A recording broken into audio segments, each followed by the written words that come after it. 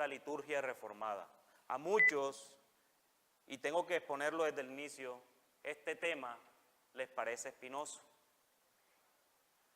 Incluso a mí, pero yo les digo una cosa, no es espinoso por el tema en sí mismo, sino que más bien es espinoso precisamente por el orgullo que se arraiga en nuestros corazones de no querer aceptar las verdades que están en la palabra de Dios. El término liturgia proviene del latín liturgia, que a su vez proviene del griego koiné, de una palabra que es leiturgia, con el significado general de servicio público y de un significado literal de obra del pueblo.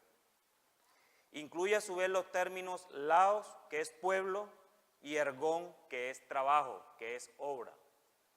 En el mundo helénico este término no tenía las connotaciones religiosas que tiene actualmente, sino que hacía referencia a las obras que algún ciudadano llevaba a cabo en favor del pueblo, a las funciones militares y políticas, etc.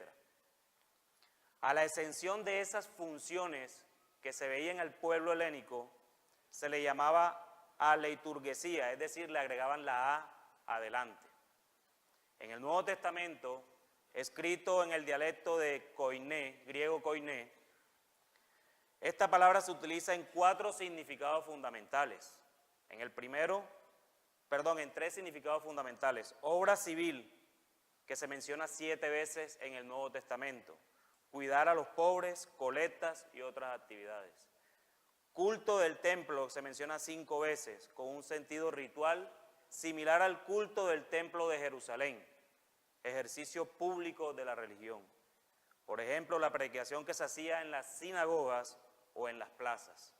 Y en tercer lugar, el culto espiritual comunitario, se menciona 2 veces en el Nuevo Testamento. Por ejemplo, la asamblea litúrgica que se reúne para celebrar la fe en una comunidad.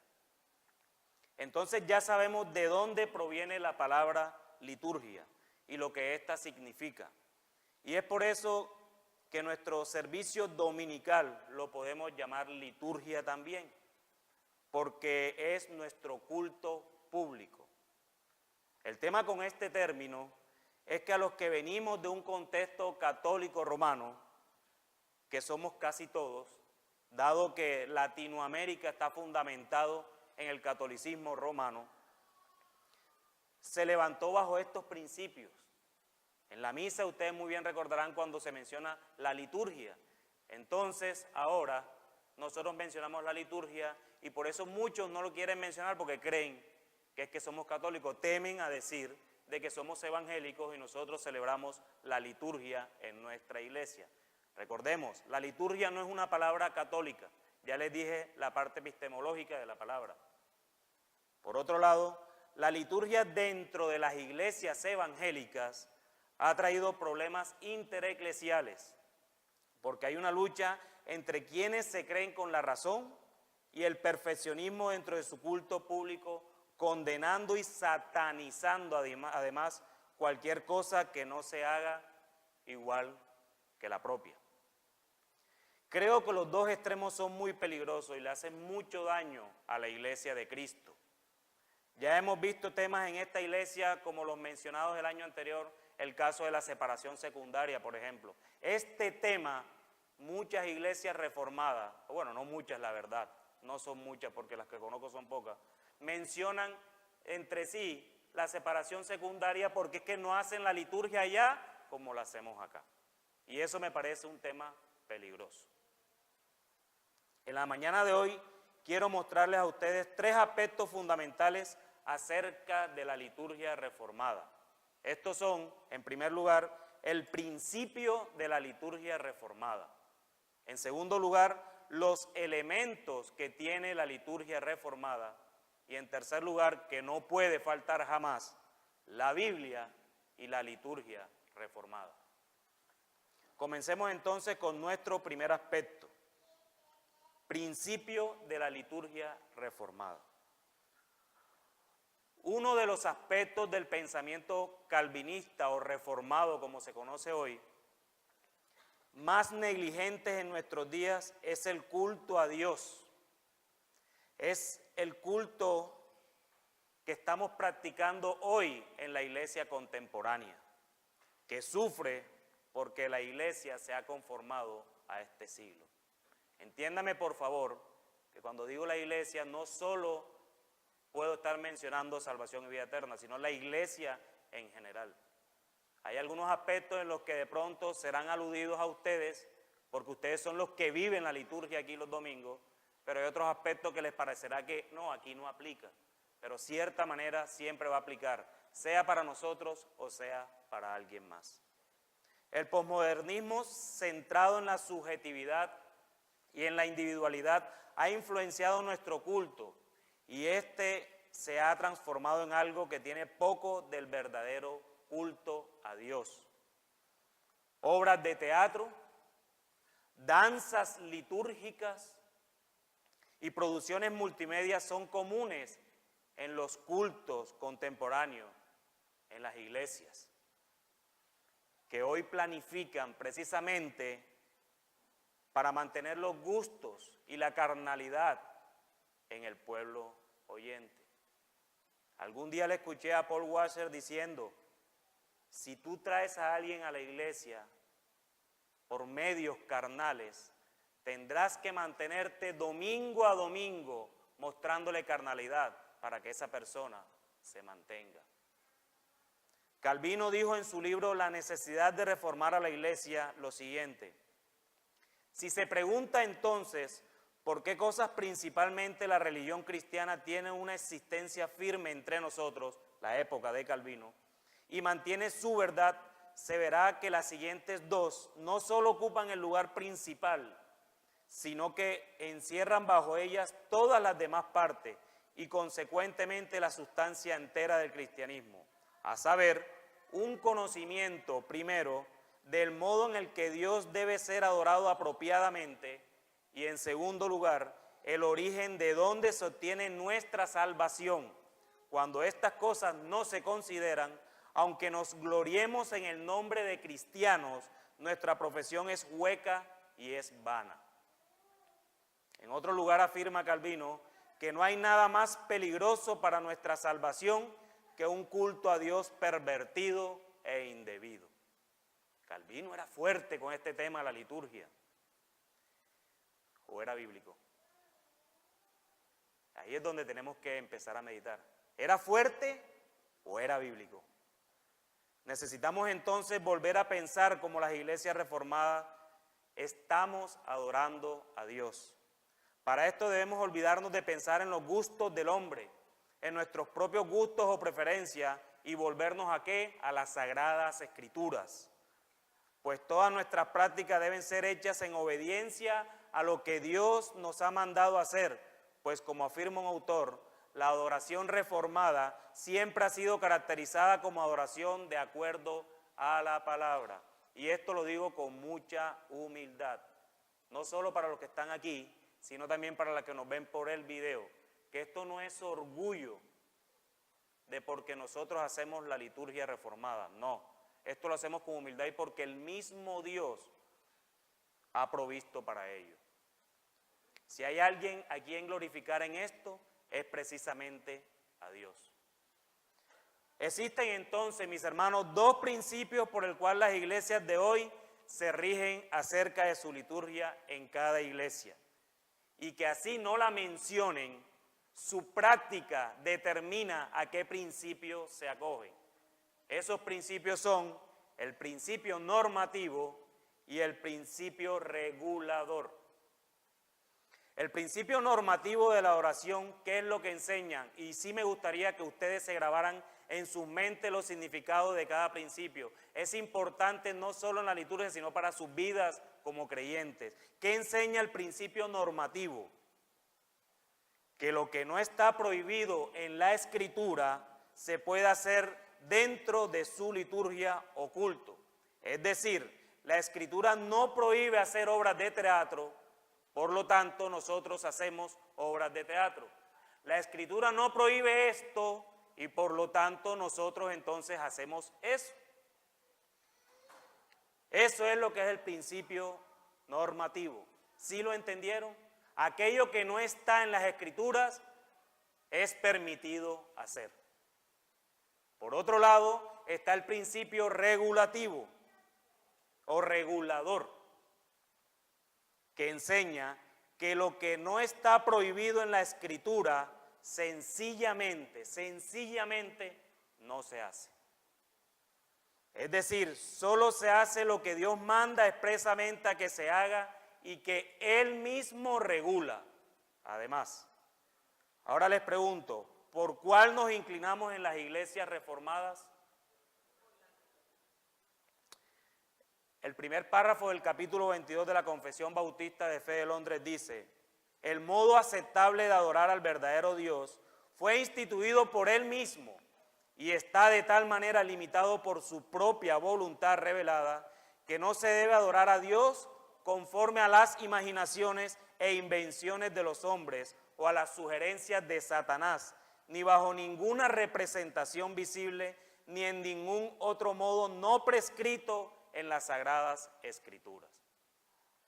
En resumen, todo lo que ha sido ordenado por Dios para su culto es obligatorio.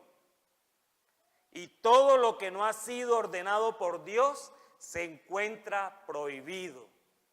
Obligatorio lo que nos manda, prohibido lo que no nos manda. Ese es el principio regulador y a esto nos acogemos las iglesias bautistas reformadas o la iglesia reformada.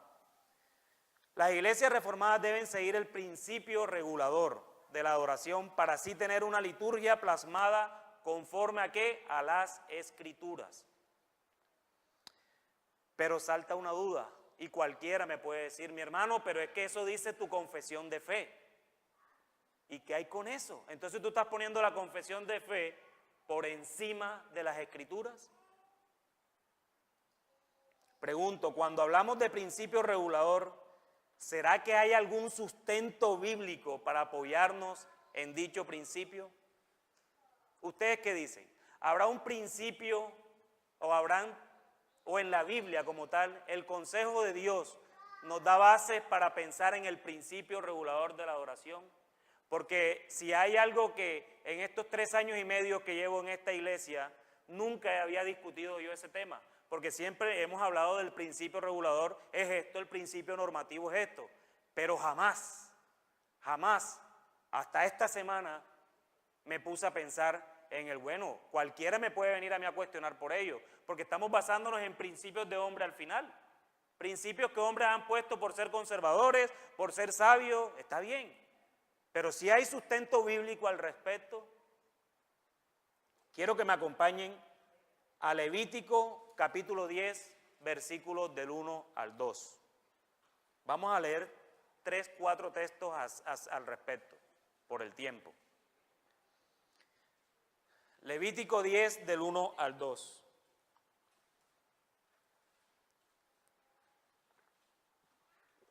Dice: Nadab y Abiú, hijos de Aarón, tomaron cada uno su incensario y pusieron en ello fuego, sobre el cual pusieron incienso, y ofrecieron delante de Jehová fuego extraño, que él nunca les mandó. Y salió fuego delante de Jehová, y los quemó, y murieron delante de Jehová. Si leen las instrucciones en todo Levítico, pueden darse cuenta que son bastante específicas. El texto que leímos, el que acabamos de leer de Levítico capítulo 10, nos muestra que estos jóvenes fueron más allá de lo que Dios les había dado como tarea. Ellos fueron creativos en la adoración. Ellos incluyeron nuevos elementos a la adoración. ¿Y cuál fue la consecuencia? La muerte. ¿Por qué? Porque el texto en Levítico dice claramente: hicieron cosas que él nunca les mandó. Deuteronomio 12:8, leo para ustedes, dice: no haréis como todo lo que hacemos nosotros aquí ahora, cada uno lo que bien le parece. No haréis lo que bien te parece, lo que te está diciendo el texto. Más adelante, en el versículo 29 al 32, dice: cuando Jehová tu Dios haya destruido delante de ti las naciones a donde tú vas para poseerlas, y las heredes y habites en su tierra, guárdate que no tropieces yendo en pos de ellas, después que sean destruidas delante de ti. No te preguntes acerca de sus dioses. No preguntes acerca de sus dioses. Yo también les serviré. Diciendo, de la manera que servían aquellas naciones a sus dioses, yo también les serviré. No harás así a Jehová tu Dios, porque toda cosa abominable que Jehová aborrece, hicieron ellos a sus dioses, pues aún a sus hijos y a sus hijas quemaban en el fuego a sus dioses. Cuidarás, termina el texto en el versículo 32, cuidarás de hacer todo lo que yo mando, no añadirás a ello, ni de ellos quitarás. Los versículos de Deuteronomio que acabamos de leer en el contexto es la preparación para tomar la tierra prometida. En esta tierra habitaban naciones idólatras. Cuando ellos llegaran a esta tierra debían matar a todos los habitantes que se encontraban en ella. Debían quemar los lugares de adoración de estos habitantes. Cuando llegaran, Dios les mostraría el lugar donde debían adorarle a Él. Esto sería distinto a la situación en la cual se encontraban mientras Moisés les enseñaba estas palabras. Ellos no sabían qué era lo que allí hacían. Sin embargo, Dios les deja dicho a través de Moisés que no debieran siquiera preguntar qué eran lo que ellos adoraban. Es decir, aquello que Dios había mandado debía realizarse, no quitar, obligatorio. Y que aquello que Dios no había mandado no debía ser realizado, no añadir, prohibido. ¿Sí ven cómo va relacionado siempre obligatorio, prohibido? Principio regulador, obligatorio, prohibido. Jeremías 19, del 4 al 6 dice, porque me dejaron y enajenaron este lugar y ofrecieron en él incienso a los dioses ajenos, los cuales no habían conocido ellos, ni sus padres, ni los reyes de Judá. Y llenaron este lugar de sangre de inocentes, y edificaron lugares altos a Baal, para quemar con fuego a sus hijos en holocaustos al mismo Baal, cosa que no les mandé, ni hablé, ni me vino al pensamiento. Esto es consecuencia de lo que ya Dios en Deuteronomio les había dicho que no hicieran, y terminaron haciéndolo. ¿Y cuál fue la consecuencia? Muerte. ¿Por qué? Porque ese lugar se llamaría después Valle de la Matanza. En Jeremías 19 encontramos algo así como el cumplimiento, lo que les acabo de decir, o más bien la desobediencia a lo que Dios ya había mandado en Deuteronomio. Todo el capítulo es una promesa de castigo a los reyes de Judá. Ellos y el pueblo comenzaron a adorar a falsos dioses. Esta oración incluía el quemar a sus propios hijos como sacrificio a Baal. Pero miremos la razón que Dios da. Estas cosas no les mandé, ni hablé, ni vino a mi pensamiento. ¿Se fijaron entonces, mis hermanos, el fundamento de la amenaza o el castigo de Dios? Dios dice en los 3 textos que leí que el castigo, que Él castigaría, o el castigo, porque se hace algo que Él no mandó. Ponga atención, Dios no dice que Él castigaría solo a aquellos que hacen cosas prohibidas.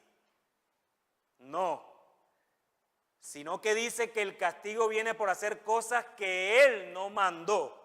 Esto es principio regulador. A veces pensamos que Dios se agrada de todo lo que hagamos a su nombre, pero la Escritura nos muestra que no es así. A Dios no le agrada todo lo que le ofrecemos. ¿Recuerdan a Caín? Caín ofreció sacrificio. ¿Y qué dice la Escritura? ¿No saben qué dice la Escritura? No miró ni a Caín ni a su ofrenda con agrado. Desde el Génesis. El texto no nos deja muy claro cuál fue el motivo por el cual Dios no se agradó de su ofrenda. Podríamos proponer varias teorías, pero algo sí es seguro, la ofrenda no agradó a Dios. Alguien puede tener muy buena intención al hacer algo para adorar a Dios, pero Dios no se agrada de aquello que Él no mandó. Creo que el principio regulador tiene fundamentos bíblicos y no es solo un concepto de hermanos que se quisieron adherir a este principio. Mientras que la Biblia no nos muestra que Dios no se agrada de cosas que Él no mandó o hacer, no veo similarmente que se agrade de cosas que se nos inventaron a nosotros mismos. Mis hermanos, adoremos al Señor como Él ha instruido a través de su palabra, que le adoremos. Hay otros casos que nos muestra la Escritura de una oración mal vista por Dios, en donde el resultado es la muerte. Un ejemplo más, Usa. ¿Recuerdan a Usa? ¿Saben qué hizo Usa? Usa solamente tocó el arca del pacto porque veía que se estaba cayendo. Solo por querer ayudar, Dios lo castigó con la muerte. ¿Sí ven? No te metas donde no te han invitado.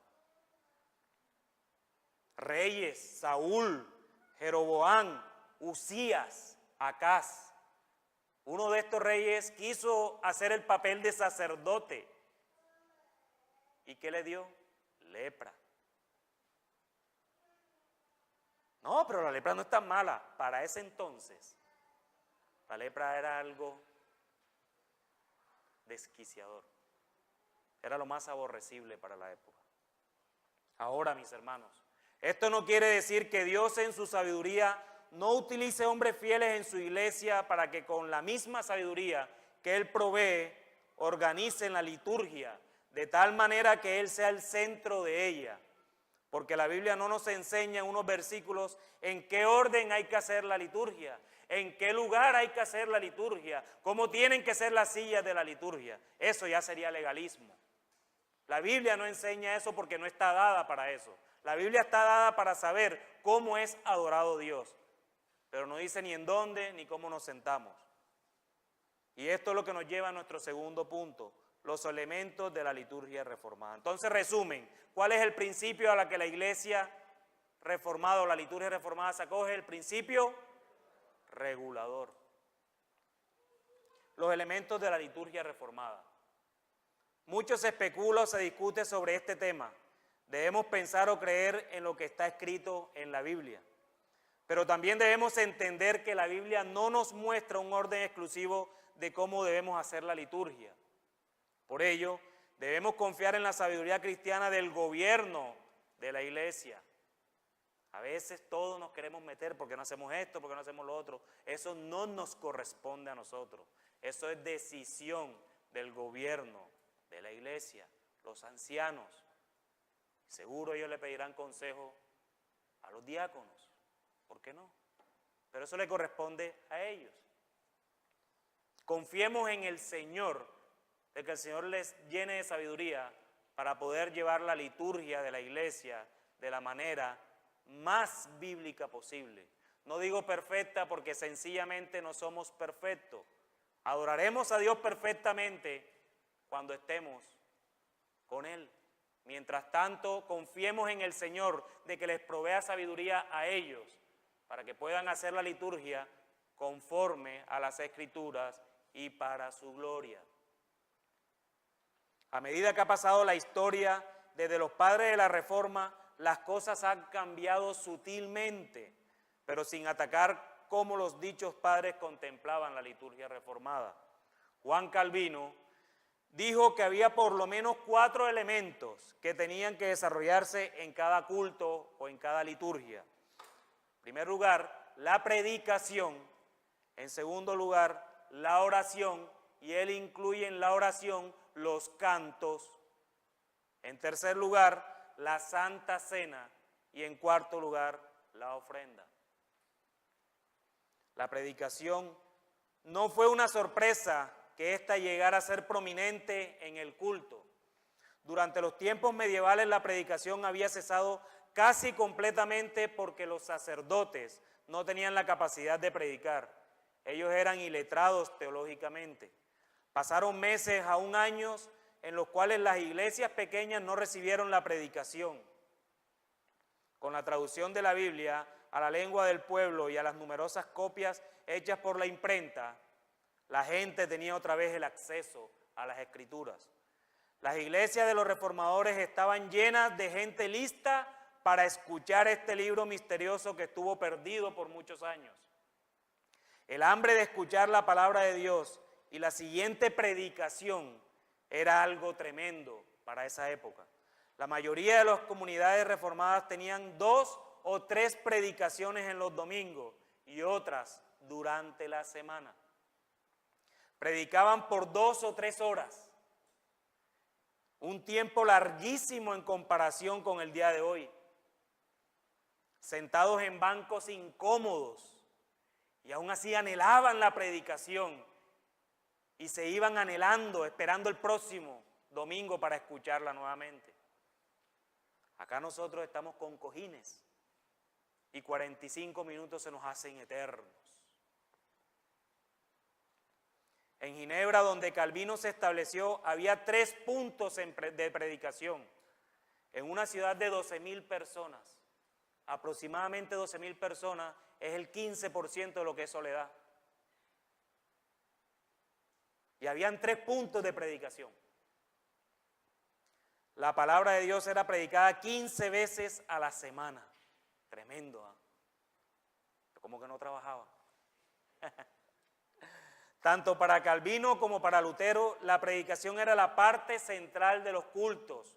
Esto se recuperó porque si ustedes recuerdan el catolicismo romano, lo que tenían en el centro que era el misario, donde hacían la misa, donde hacían el partimiento del pan, del cuerpo de Cristo, literal, y la sangre de Cristo la bebían literal.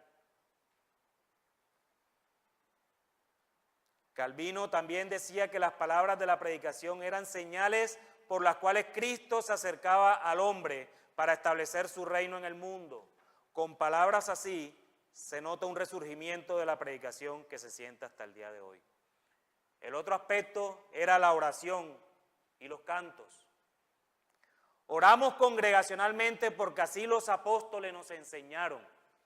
Así enseñaban a las iglesias que le escribían. La oración no es más que el acercamiento a Dios para buscar su dependencia, su amor, su consuelo, su misericordia, su perdón. Oramos con el Señor. Eso no faltaba nunca en la liturgia reformada. Dios nos manda a orar sin cesar, nos manda a orar incansablemente, nos manda a exaltar su nombre a través de la oración.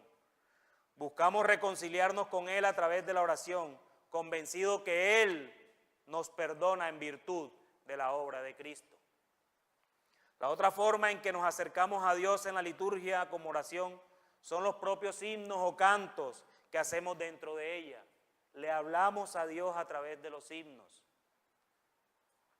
Cuando entonamos un himno a Dios estamos reconociendo su majestad, estamos suplicando nuestra dependencia a Él.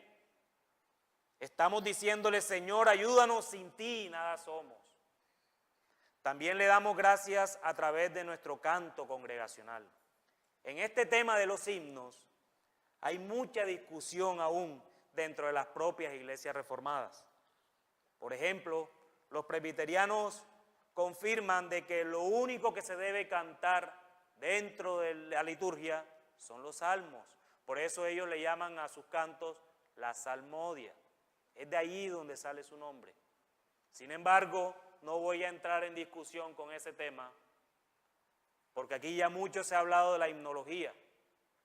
De hecho, a los que no han estado les invito a que entren al canal, que ahí está la enseñanza de himnología.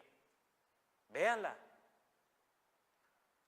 Otros condenan el por qué se utiliza el gloria.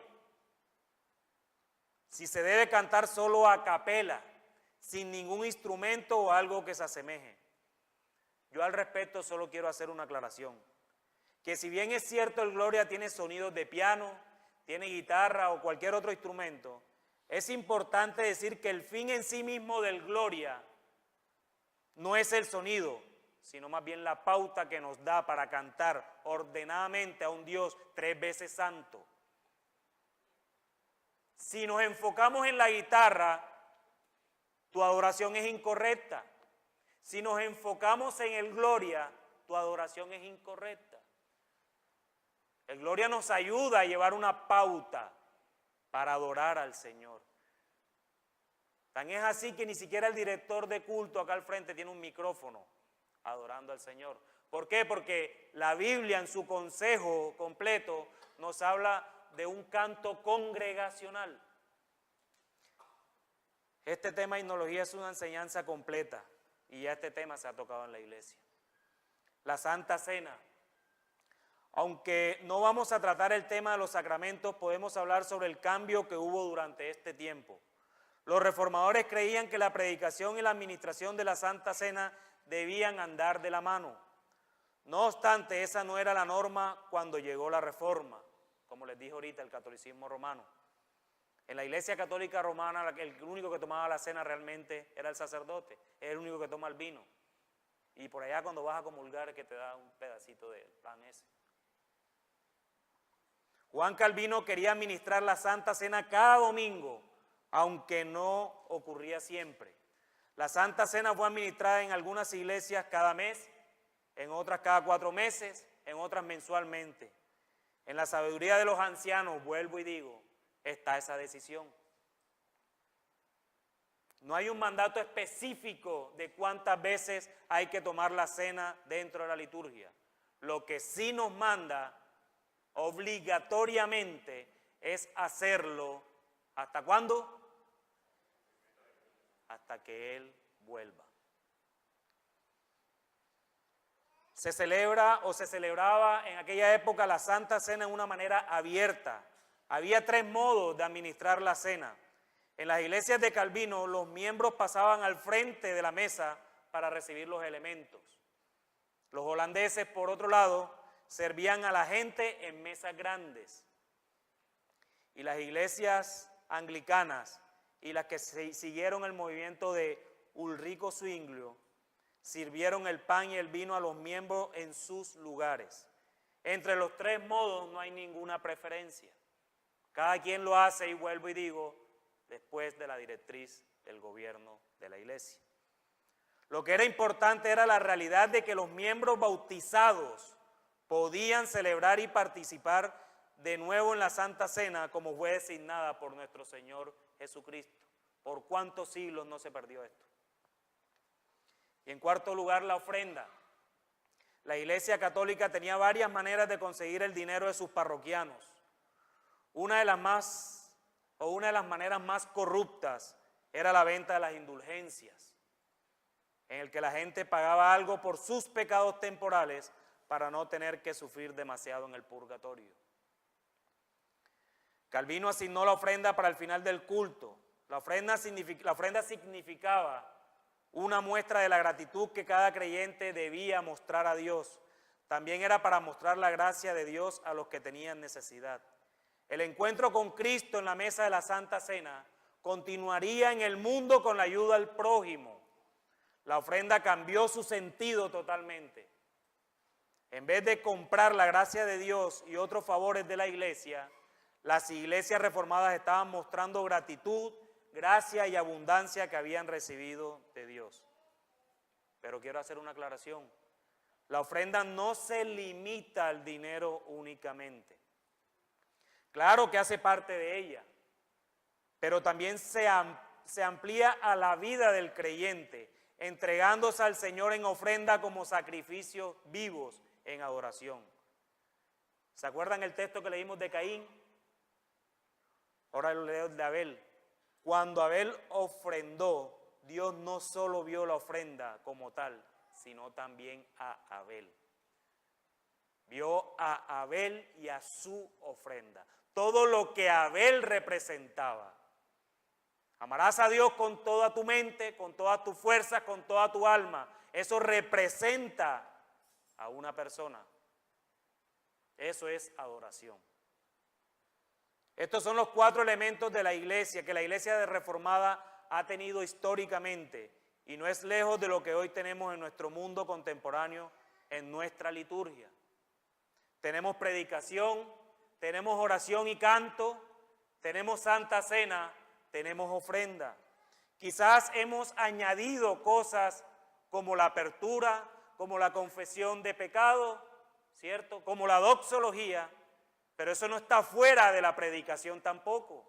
Si bien es cierto el punto central de la predicación es el sermón dominical, no obstante lo que se hace en apertura, confesión, doxología, es palabra de Dios. Sencillo. La pregunta es, ¿será que esta liturgia reformada es bíblica? Ya miramos el principio si era bíblico o no era bíblico. Listo, mi hermano, te saliste con la tuya, si es bíblico, eres regulador, está bien. Pero tu liturgia es bíblica. Y esto es lo que nos lleva a nuestro último punto. Y nada más me quedan 8 minuticos. La Biblia y la liturgia reformada. Mira, hermano, hay un libro en la Biblia que es muy hermoso. Es de muchas imágenes, como lo es el Apocalipsis. Pero lamentablemente, cuando pensamos en Apocalipsis, solo pensamos en la venida del Señor, solo pensamos en el juicio del Señor, solo pensamos la parucía del Señor. Cierto, cuando pensamos en Apocalipsis, lo primero que se nos viene a la mente es escatología, la venida del Señor. Pero ¿saben algo? Apocalipsis tiene tantos elementos litúrgicos como ningún otro libro en la Biblia. Ahora bien, quiero aclarar, no con esto quiero que ahora espiritualicemos cada texto de Apocalipsis para nuestra liturgia, no. Pero si quedaron escritos dentro del Apocalipsis, es porque hace parte de la Escritura, porque la Escritura no es que contiene la palabra de Dios, la Escritura es la palabra de Dios, completa. No podemos entonces ignorar todos esos principios litúrgicos que pueden aparecer dentro de las Escrituras, incluyendo el Apocalipsis. Ah, mi hermano, pero es que ¿cómo tú vas a hacer eso si es que ahí ya están los santos, tan perfectos, cuerpos glorificados? Pero eso no quita el principio. Voy a hacerle una caminata a Apocalipsis, rápidamente. Apocalipsis 1:3 dice, bienaventurado el que lee y los que oyen. ¿A qué se les asemeja eso? Predicación. Bienaventurado el que lee y los que oyen. Predicación. Apocalipsis 1:5 dice, Jesucristo el testigo fiel, el primogénito de los muertos y el soberano de los reyes de la tierra. Y el 6 dice, a él sea gloria e imperio por los siglos de los siglos. Amén. Apertura. ¿Cómo comenzamos nuestra liturgia? Adorando y exaltando a nuestro Señor. Salutación en la Escritura. Apocalipsis 1:10 dice, yo estaba en el Espíritu en el día del Señor. El día del Señor. Apocalipsis 1 del 2 al 13 dice, vi 7 candeleros de oro y en medio de los 7 candeleros a uno semejante al Hijo del Hombre, vestido de una ropa que llegaba hasta los pies y ceñido por el pecho con un cinto de oro. Entonces, mi hermano, ahora nos tenemos que vestir así. No se trata del vestido aquí, se trata de quién es el que se está moviendo en los 7 candeleros. ¿Y quiénes son los 7 candeleros? La iglesia. Mi hermano, en la liturgia Cristo está presente. Si no creemos eso, el objeto de la liturgia realmente es vano. Porque entonces, ¿a qué vienes? ¿A adorar al que está al lado? ¿O esperar con ansia el tiempo de descanso para compartir con mis hermanos? Si estás así, mi hermano, te invito a que reevalúes a qué vienes a la iglesia o a qué vienes a congregarte. El 1:20 dice, las 7 estrellas son los ángeles de las 7 iglesias. Mucho se comenta de este texto. Entre la más fuerte suena de que estos ángeles son precisamente los pastores de cada una de las iglesias. Entonces hay pastores y ellos predican el evangelio. Hay una frase que se repite en Apocalipsis 2:7, 11, 17, 29, 3:6, 13 y 13:22. 3:6, 3:13 y 3:22. Dice, el que tiene oído, oiga lo que el Espíritu dice a la iglesia. Liturgia, atender lo que la Biblia dice, porque ciertamente es necesario para nosotros. Apocalipsis 4 del 8 al 11, y los 4 seres vivientes tenían cada uno 6 alas y alrededor y por dentro estaban llenos de ojos, y no cesaban de día y de noche en decir, Santo, Santo, Santo es el Señor, Dios Todopoderoso, el que era, el que es y el que ha de venir. Oración, canto a Dios. Apocalipsis 5, 8. Y cuando hubo tomado el libro, los 4 seres vivientes y los 24 ancianos se postraron delante del Cordero. Todos tenían arpas y copas de oro llenas de incienso. ¿Y qué es el incienso? Que son las oraciones de los santos. Oración. Apocalipsis 5, 9. Y cantaban un cántico nuevo, diciendo, digno eres de tomar el libro y abrir sus sellos. Cántico nuevo, canto. No solo de salmos, canto.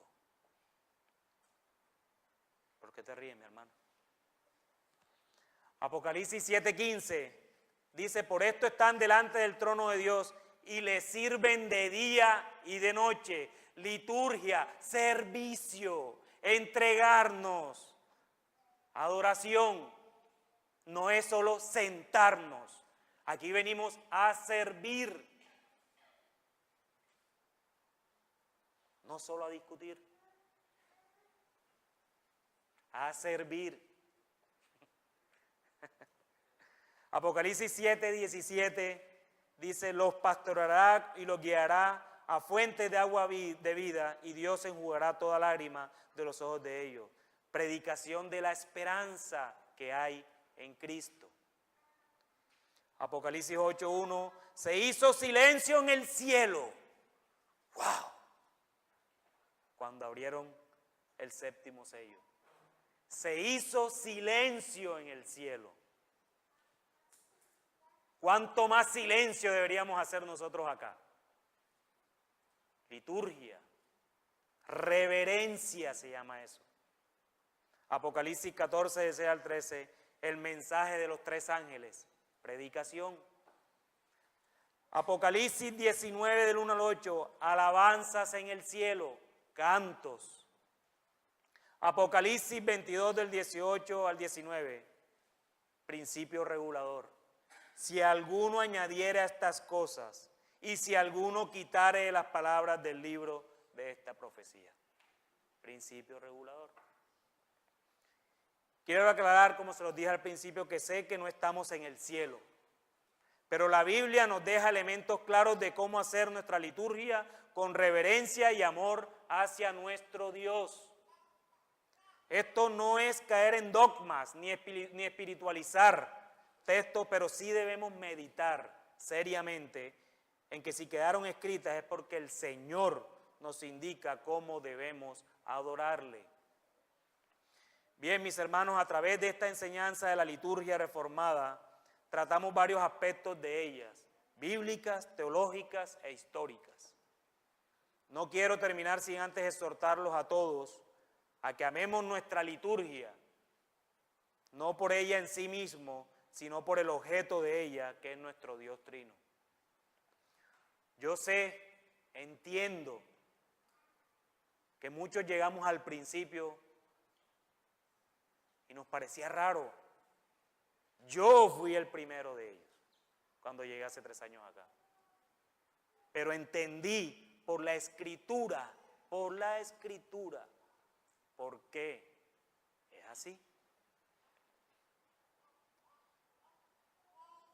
Por otro lado, quiero que veamos con amor a aquellos hermanos que se reúnen en sus iglesias, que predican la sana doctrina, así su liturgia no sea como la nuestra u otra iglesia reformada. Mirémoslos con amor. No caigamos en el juego de ellos mismos, de satanizar ni responder a los comentarios de perfeccionismo de los cuales nos tachan. No caigamos en esos juegos. Hay que amarlos y sutilmente con la palabra de Dios enseñarle el por qué nosotros tenemos la liturgia como la tenemos y que sea el único Señor verdadero glorificado en todo lo que hablemos. ¿Hay alguna pregunta, algún comentario, pastorales?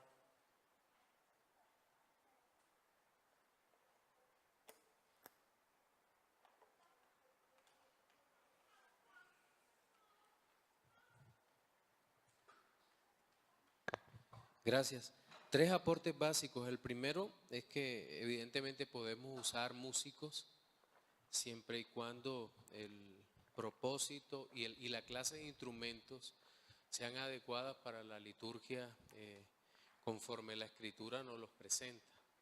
Sobre eso también hay un estudio bastante interesante en el canal realizado por nuestro hermano Luis Ortega.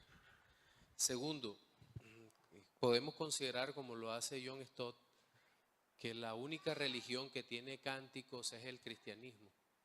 Y cantamos para alabar al Señor por lo que Él ya ha hecho por nosotros. Ninguna otra lo tiene. Los musulmanes no tienen un cántico de agradecimiento porque ellos creen que el perdón se gana, mientras que nosotros cantamos por la gracia del Señor.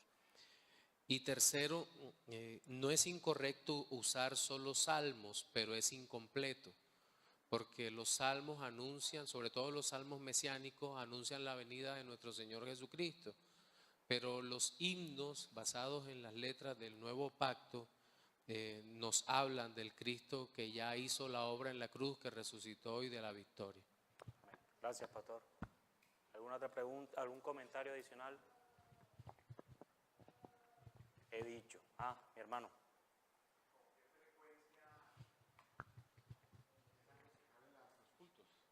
¿Una vez a la semana?